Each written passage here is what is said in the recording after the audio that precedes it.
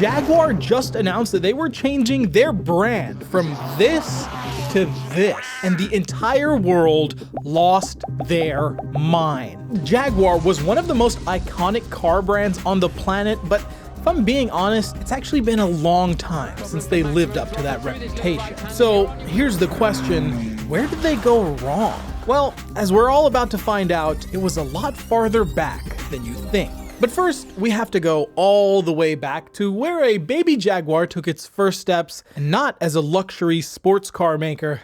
Oh no, not at all. Jaguar originally was a sidecar company. You know, sidecars, like those motorcycle passenger thingies, like in that one Disney movie with the racist dog, the one that led to Disney having to apologize for it years later. And now when you watch Aristocats on Disney Plus, you get a warning before you watch the movie after you agree to Disney Plus's terms and conditions, which means Disney will fight you in court if you die at a Disney theme park. Those sidecars. The company was called the Swallow Sidecar Company, and it was founded by two friends, both motorcycle enthusiasts, William Lyons and William Walmsley, who I will from hereforth be calling Billy 1 and Billy 2. And Billy 1 and Billy 2 were so good at building sidecars that in just a couple of years they had employees, a big shop, and tons of sales. And then the Billies thought to themselves, why are we limiting ourselves to just sidecars? It's already got 3 wheels, so how hard's adding a 4th? So Swallow Sidecars decided to take a step forward and do some coach building, which for those of you who don't know is the word for building custom bodies for cars that were already in production. But there was an issue. Back in the day, if you wanted to be a coach builder, then you needed permits from the company selling the donor cars. And permits took time and, more importantly,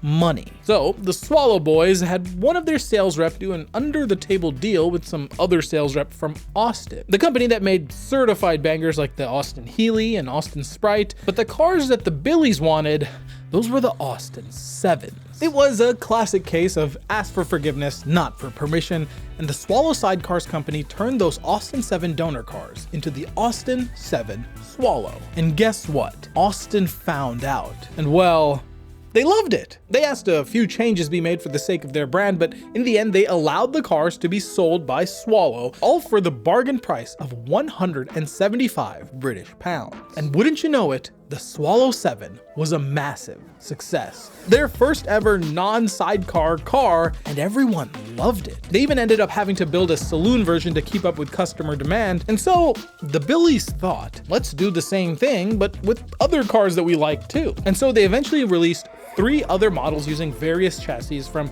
Fiat, Standard, and Swift. The one using the Standard chassis was called the SS1, and it was my personal favorite because it was their first ever sports car. And these coach-built cars were such a win that at this point, they said hell to sidecars and just dropped it from the company name. But you see, things were moving kind of fast, and that didn't really sit right with Billy 2. William Walmsley. Walmsley had been building sidecars since he was a teenager in his dad's garage, so abandoning ship on sidecars entirely and just making regular cars wasn't really on his vision board. So he asked Billy 1 to be bought out and leave the company for good. And Billy Lyons, the other half of the company, understood they were friends first after all. So Billy 1 brought in outside shareholders to buy Billy 2's half of the company. And the company rebranded to SS Cars Limited, apparently short for Standard Swallow Cars, but there's more to that, which we'll touch on later. And in 1936, this new company made an entirely new model, the 1936 SS Jaguar. The SS Jaguar, which I will call Jaguar because I'm from America, came with either a 1.5 liter or the top spec 2.5 liter model with a scintillating 102 horsepower 6-cylinder that immediately won over car enthusiasts. This was the type of car that the macho car enthusiasts of the era wanted. It was the genesis of the ethos of Jaguar. The Jaguar was sleek, it was cool, it was sexy, all ideals that persisted well into the modern era of Jag. And to put it succinctly, a Jag was the type of car that would put hair on your chest, like this. Oh, That's too much hair. You need to trim that down with Manscaped's Lawnmower 5.0 Ultra. It's got an updated trimmer that's tough enough to cut through any hair and gentle enough to be smooth and painless on your skin. So no matter where you need to trim, the lawnmower will get it right the first time. And with the new foil blade, you can trim even the finest of hairs in your finest British automobile. But if you're old school and want a longer cut, then the lawnmower's 3 different comb options can cut you all the way up to 12 millimeters. And with the Manscaped Beard and Balls bundle, you also get the Beard Hedger. With a titanium-coated stainless steel blade and 20 different length options, you can get the drapes perfectly matching the carpet. Lucky for you, the Manscaped Beard and Balls bundle is 20% off plus free shipping if you use the code ALBON20 or hit the link in the description. So whether you own a Jag or not, get yourself the grooming you deserve with Manscaped. Now, history nerds will probably realize that I'm talking about a 6-cylinder luxury car being sold in the Depression era in a country still recovering from World War I. You wouldn't think it was a recipe for success. And so at the launch of the SS Jaguar, guests were told to guess what the price of the car would be, and the average guess, 765 British pounds, a price that was far too high for the regular person at the time. But you see, that was the idea. William Lyons wanted to sell a car that looked unaffordably beautiful at a price that was attainable. That price was only 395 British pounds, almost half of what people expected. And that, my friends, was the genesis of the Jaguar name, a car that exceeded expectations for everyone. But you see, Jaguar was a great name, but you know what wasn't? SS Cars. Now, we may not know exactly what it stood for back then, but it didn't really matter because by now it was the 1940s, and having SS in your company name wasn't exactly good brand practice considering there were some unsavory Germans using the same name. So the execs at Standard Swallow rebranded yet again to avoid getting hunted by Brad Pitt and his crew. And why not ride on the wave of their best car, the Jaguar? So SS Cars became Jaguar Cars Limited. But despite the rebrand, they still stuck to Billy One's mantra of value for the money, and their first car under the new name certainly lived up to that, the Jaguar XK 120. It was a wood-framed, aluminum-paneled roadster that hit 120 miles per hour, hence the name, which made it the world's fastest production car at the time. The design was striking, sleek, and it became the North Star for Jaguar's design in future models. But it wasn't all just looks. The 3.4-liter inline-6 was such a well-designed engine that they would use it for decades after. The front of the car had independent suspension, the chassis was extremely rigid for the time, and all of that was for about 1,200 British pounds. The standard was now set for Jag. They were the brand that made a world-beating sports car that people could afford, and car enthusiasts were excited for the future. A lot like how car enthusiasts are excited for the Albon Plus Be and Chilled t-shirt, 100% cotton, printed and shipped in Chicago, Illinois, and available at the link in the description. Now, eventually, Jaguar came out with the XK 140 and 150, and I'm assuming you can guess what their top speeds were. And riding on that success, Jaguar decided to cement their place as a sports car maker by entering the 1951 24 Hours of Le Mans. And the car they chose for this monumental challenge, the iconic Jag C-Type. Now, the C-Type, for those that don't know, officially was known as the XK 120C, and C stood for competition. It was based on the XK 120, but with a tubular frame and more aerodynamic aluminum body, and under the hood was the 3.5-liter twin-cam inline-6 that we knew and loved, now making 205 horsepower. And among the 6 drivers piloting the Jags at Le Mans was Sterling Moss. And wouldn't you know it, an XK 120 not only ended up finishing, but winning the whole dang thing. The next year, all 3 of their entrants broke down, but in 1953 they improved them again and won the 53 Le Mans with a 1-2-4 finish. In just a few short years, the C-Type Jag became a symbol of British pride on the racing grid. And riding on that high, in 1954, Jag brought us the D-Type. It was inspired by aircraft engineering. The chassis was a monocoque, the body lines were smooth and slippery for aerodynamics, and there was a tail fin for stability. Even the interior was inspired by fighter plane. This thing looked like something from the future. But it wasn't just the exterior that made this car legendary, it was also what was under the hood. A familiar 3.4-liter straight 6, but now capable of 250 horsepower in top trim. And in 1955, Jaguar's D-Type took Le Mans by storm, leading the charge and winning the 24-hour race with an average speed of over 100 miles per hour. But all that didn't really matter that year. The win was slightly overshadowed by the fact that 83 spectators died at that race, the biggest tragedy in racing history, which you can learn about in our video about it, link below the subscribe button. But my main point is that even though Jag performed the best they ever had, 1955 was a year that was always going to have an asterisk on it because of the incident. So Jag decided to regroup and focus on next year. And in 1956, Jaguar returned to Le Mans with a further improved D-Type, and after a tough-fought battle with Aston Martin and Ferrari, Jag took the win by 1 lap. It was them doubling down that they were indeed the fastest in the world, and if that wasn't enough, 1957 would seal the three-peat for the Jag D-Type. That little Jag had become the ultimate race car. It was a machine that embodied Jaguar's ambition to push limits and break boundaries. And thanks to the D-Type, Jaguar was now not just making cars, they were building legends. Which is the perfect segue into their next car, the Jaguar E-Type, a car so stunning that Mr. Enzo Ferrari himself called it the most beautiful car ever made. Okay, that quote is a little bit unconfirmed, but some of you still believe that Paul Walker said that little quote on your rear window, so I'm letting it slide. The E-Type was the grand tour of the lineup and came not only as a striking, long-nosed coupe, but also as a convertible and eventually a 2+2. It was also fast, thanks to a new-ish 3.8-liter inline six, reaching 150 miles per hour and 0 to 60 in under 7 seconds. But more importantly, once again, it was much cheaper than its competitors, a trait that would eventually be forgotten in the company's mission. But we'll get to Jag's downfall later. The E-Type was more than just a car, it was a cultural icon of the 60s and 70s. Frank Sinatra, George Harrison, Tony Curtis, the Italian Job. But that cultural cachet was a blessing and a curse because Jaguar was no longer just about winning races. The E-Type wasn't really successful in motorsports like its predecessors, but its influence was just as big as the ones that won Le Mans before it. But as the 1970s rolled around the corner, things started to change, and not for the better. Now, a little background first. Back in the 50s, Jaguar noticed there was a steel shortage. So in order to prevent this shortage from delaying their cars, they partnered with nearby steel production companies. Jaguar paid them a boatload of money, and companies like Press Steel Company Limited would supply the monocoques to Jaguar. It was a win-win until 2 decades later, when that very same steel company was bought out by BMC, the company behind Morris Motors and Austin Motors, and Billy Lyons, Billy One, still at the head of the company, realized that his steel supplier was just bought out by a competing car brand, and so, understandably, he panicked. Jaguar couldn't make cars without steel, obviously, and he wasn't optimistic about BMC playing ball and continuing their steel arrangement. So Billy One had no choice but to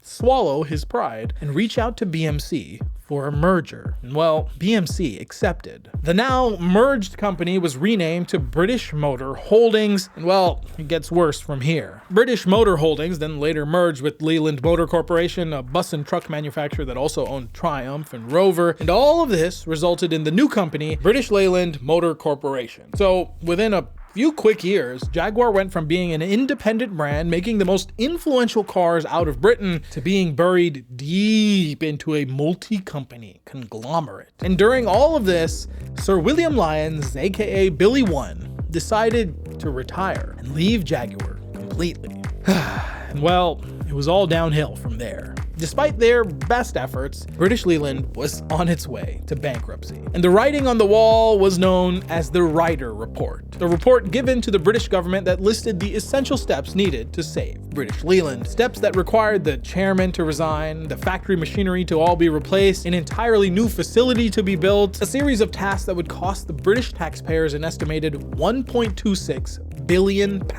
And well, if they didn't do it, then the British government would basically be giving up on the entirety of the British auto industry, along with the jobs of over 1 million British people. And so the government bailed out BLMC and nationalized the company under the new name British Leyland Limited. And among all the car brands now owned by the British government, ones that made buses and trucks and saloons and estates for everyday people, you know which one mattered the least? Yeah, it was Jaguar. Building sporty luxury cars was not where the government was interested in spending their money, and so the quality and reliability of Jaguars coming out of the factory took a serious hit. Plus, with Billy Lyons now gone, there was nobody left to innovate and continue creating that Jaguar magic. It was painfully clear that if Jaguar continued as the ugly duckling of British Leyland, there wasn't going to be a Jaguar for much longer. 9 years later, though, Margaret Thatcher, the milk snatcher's government, led a campaign of privatization, and among the brands being spun off into independent companies was Jaguar. Jaguar was finally free from British Leyland, free to do whatever they wanted,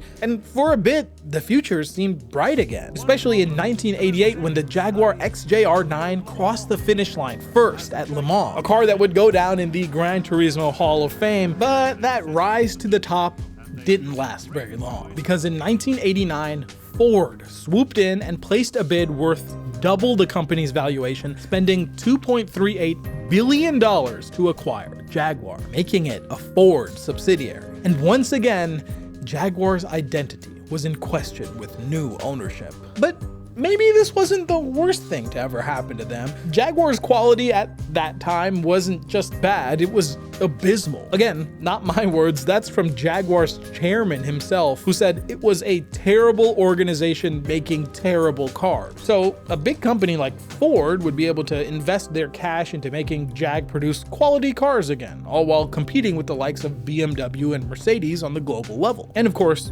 Jaguar would also be able to invest in developing new models, like the S-Type in 1999 and the X-Type in 2001, which were executive sedans that went head-to-head with the German. And of course, most notably, their first and only supercar, the XJ220, a 542 horsepower mid-engine twin-turbo V6 monster that was the fastest production car in the world when it came out in 1992. Hell, Jaguar even had a stint in Formula One thanks to Ford. I don't really think there was any Jaguar engineering, they just slapped a Jag sticker on top of some Fords, and to be perfectly honest, that was a perfect metaphor for Jaguar's identity at the time. You see, Jag enthusiasts never really accepted the S and X types. In their eyes, they were just glorified Ford, especially since they shared platforms with the Lincoln LS and Ford Contour. And even with all that brand engineering, Ford still wasn't pulling a profit with Jaguar cars. In just 2006 and 2007, Ford lost $15 billion with Jaguar. And so Jaguar was sold off once again in 2008. This time to Tata Motors from India, who also bought Land Rover from Ford. And Tata Motors would combine those two companies, creating Jaguar Land Rover, a company that still exists to this day. And the now Indian JLR made some of the more popular Jaguars that you know today, the F-Type, the XE, the XJ, the XF, and honestly, things started to finally look up for Jag. Year by year, sales started to increase. They weren't dethroning BMW anytime soon, but no longer was Jaguar the cursed child who could never turn a profit. And it seemed like, perhaps, Jaguar was on track to finally reliving some of its glory days. Until, in my opinion, the inevitable happened. An automaker deeply rooted with racing pedigree succumbed to the deadliest sin in the automotive world. They made an SUV, the Jaguar F-Pace. Now, there is a supercharged V8 version making over 500 horsepower that's actually pretty cool, but that's not the point. Jaguar was now, once again, struggling to find its identity. And with every passing year, it seemed less and less like that same company that Billy Lyons fought to preserve all those years ago. And if you look at the Jaguar website today, you'll see there's only 4 models for sale, and 3 of them are SUVs, all of which clearly fail to capture that spirit of Jaguar. And if Jaguar doesn't know who Jaguar is, then who does? This lack of identity has been apparent in their recent sales too, having sold under 9,000 cars in 23 and 24. And all of that culminated in their announcement that production of all of their cars has ended. Like, all of them. The F-Type done, the XF done, the XE done, the E-Pace done, the I-Pace done. The only car still for sale in the US is the F-Pace. And in the UK, Jaguar has stopped selling cars entirely. If you ask them why, they'll tell you that they're setting up to relaunch as an all-new electric car brand, once again shifting their identity entirely. But hey, maybe this one will finally be the move that brings Jag back. God damn. After all that anticipation, Jaguar released a video that was so confusing, the entire internet blew up, and Jaguar became the car world's laughingstock in just 31 seconds. Immediately after releasing that, they released photos of their next concept car, the Type 00, which looks like the result of a 12-second AI image generation with the prompt, "cool pink car from the future." And well, I'll be honest, I don't know what to think. Do I think Jaguar can reinvent itself once again? Well, at this rate, I'm not too optimistic, and a fashion show on Mars isn't exactly instilling confidence in me. Basically, at this point, it seems like Jaguar's identity is not having an identity, or maybe more optimistically, Jaguar's identity is about adapting. From sidecars to sports cars to race cars to family cars to whatever the heck this space car is. Maybe Jaguar can finally come full circle and create something that pays respect to the power, the innovation, the quintessentially British coolness that, well, you could only ever find in a Jag. God, I hope that is the case. Thanks for watching. If you think Jaguar can make a comeback, let us know in the comments or jump in our Discord link below, but good luck getting through all the rotary guys. And don't forget to get a Plus B and Chill t-shirt at the link below the like button. I'll see you guys in the next one.